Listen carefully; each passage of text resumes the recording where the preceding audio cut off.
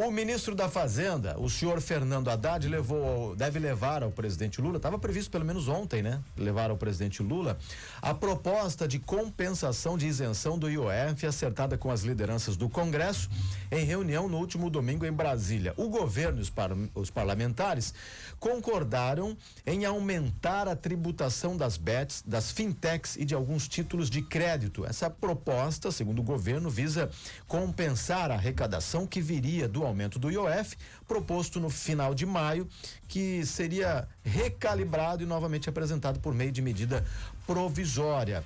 Muitas perguntas, né, ficam nesse momento na cabeça do brasileiro para entender o seguinte, tá? Qual é o rumo, qual é a discussão, qual é o caldo que se tira disso tudo, né?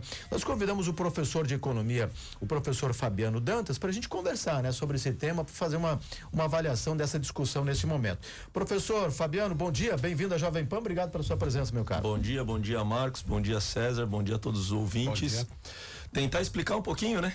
Como é que falar de tributo é sempre complicado, sempre, né? Sempre complicado. Sempre um desafio, né?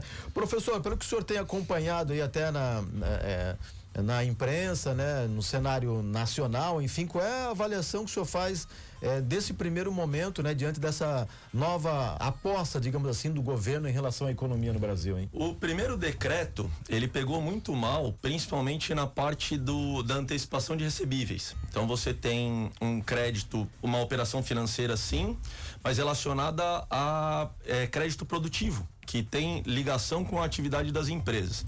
E isso gerou um mal-estar gigante.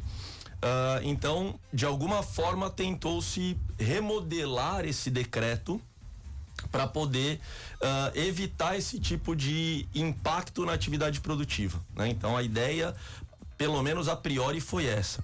E a solução dada foi essa que o Marcos já comentou, com questão de aumento na tributação das bets, das fintechs e de alguns títulos de crédito. Professor, o mundo está aí nessa discussão toda das tarifas, né, dos Estados Unidos. O caso do aço, né, que foi de novo receber uma tarifa aí, por exemplo, uma carga brasileira que estava no navio indo dos Estados Unidos ou para aí já está recebendo em viagem essa tarifa aí, não é? Cria uma confusão, né, para o empresário, para o cidadão, com o bonde andando assim, toda essa movimentação financeira. Isso é um ponto interessante, César, porque assim, existem 4 princípios quando a gente fala em termos de tributos, princípios defendidos pelo Adam Smith, economista clássico, né, considerado o pai da economia, que são o princípio da certeza, o princípio da equidade, o princípio da comodidade e o princípio da eficiência. E esse princípio da certeza diz respeito exatamente a isso, regras claras.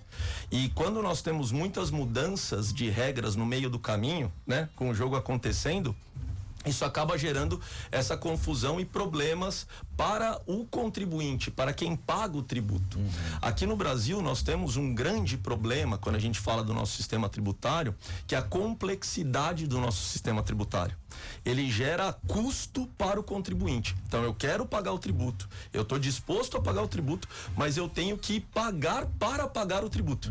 Então eu tenho que ter uma pessoa para calcular o tributo. Então isso é uma coisa que é muito ruim em qualquer sistema tributário, né? Então você onera o contribuinte para pagar o tributo, não só com o tributo. Então isso é uma coisa bastante complicada. Professor, nesse momento o senhor enxerga alguns mecanismos que podem garantir que essa arrecadação das bets realmente compensem a perda de IOF, ou a gente não tem essa resposta ainda para essa pergunta? Na verdade, assim, Marcos, tudo isso é projetado, né? Então é feito dentro de um cálculo do que já aconteceu. O que já aconteceu não garante que vai acontecer. Então esse talvez seja a incerteza que a gente tem. Mas se nós imaginarmos que esse cálculo foi projetado dentro do que normalmente acontece, há de se esperar que isso realmente compense. Existem outras medidas ainda, né? Eles vão rever algumas isenções fiscais, que é o gasto tributário, e isso é importante. Então eles estão falando aí em torno de 10%, imaginando que esse cálculo, que esses gastos estão em torno de 800 bi, a gente está falando de 80 bi só dessas revisões de isenções. Então, não é só o aumento da carga tributária nas bets. Eu tenho todo um conjunto que inclusive inclui redução de gastos primários, e aqui uma coisa complicada da gente falar, mas também inclui, ainda sem precisão de como, o que, quanto cortar, mas está dentro do plano, e aí você tem dentro dessas ferramentas todas o resultado desejado pelo governo, né? A questão também do exemplo que tem que vir de cima, não é? Quando a situação não está boa, principalmente em economia, é no corte de gastos do governo, que a gente não vê isso. Até uma declaração de um político essa semana para a Jovem Pan Nacional, ele disse: o governo precisa dar esse exemplo do corte de gastos no executivo, para o legislativo seguir também esse exemplo para tentar aí arrumar a casa. O senhor acredita que essa falta de cortes, de conscientização, o excesso de gasto do governo federal contribui para todo esse movimento? César, isso é um grande problema no Brasil historicamente, tá? Nós temos ajustes fiscais nos últimos 50 anos, nós tivemos vários momentos de ajustes fiscais. E em todos eles, majoritariamente tivemos por meio de aumento de tributos. Então nós temos lá no início do Plano Real uma tentativa de contenção de gastos, nós temos o teto de gastos que foi colocado ali no governo Temer. Então nós temos algumas tentativas que acabam não sendo muito efetivas. Mesmo sendo colocadas, elas acabam não sendo muito efetivas. O orçamento brasileiro, ele tem uma rigidez muito grande e é difícil você cortar os gastos. Então, não é uma coisa de agora, é uma coisa histórica no Brasil, quando a gente fala em ajuste fiscal, essa dificuldade para a gente fazer essa contenção de gastos. Qual que é o grande lance aqui? Aonde cortar efetivamente? Por conta dessa rigidez no orçamento. Nós temos, por exemplo, dentro do orçamento, uma distribuição de um gasto que é extremamente representativo no nosso orçamento, que não tem como a gente mexer, que é a questão da rolagem da dívida e do pagamento dos juros da dívida. Não é que não tem como mexer, mas é um gasto muito difícil de se mexer. E ele representa 40% do nosso orçamento.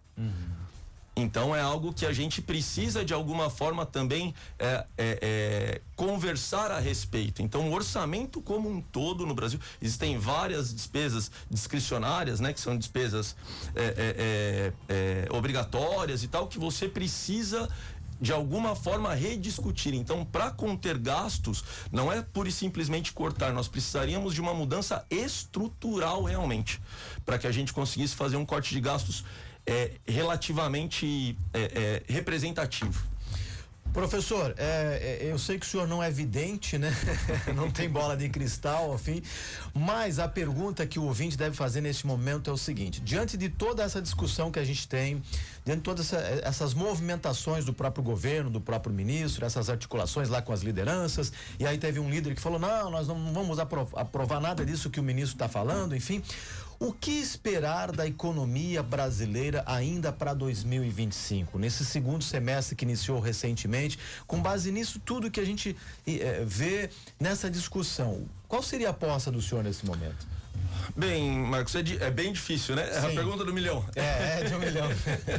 É a pergunta do milhão. Mas assim, há de se esperar uma desaceleração, né? É de se esperar, até porque nós já estamos falando disso há algum tempo. O resultado do PIB saiu há 2 semanas, melhor do que o esperado, em termos de crescimento e tal.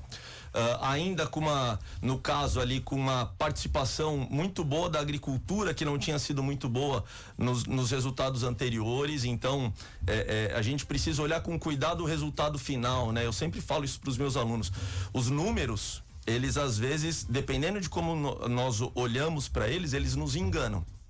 Então a gente precisa do contexto. Nós temos um resultado de tanto, mas esse resultado é formado pelo quê? Então essa é a grande questão. Nós temos uma alta taxa de juros hoje, nós temos problemas com a inflação, e uma inflação, Marcos, que é um pouco mais difícil de se resolver, porque é uma inflação muito pautada nos custos e não em demanda. Quando é demanda, você sobe os juros e você consegue resolver isso tranquilamente.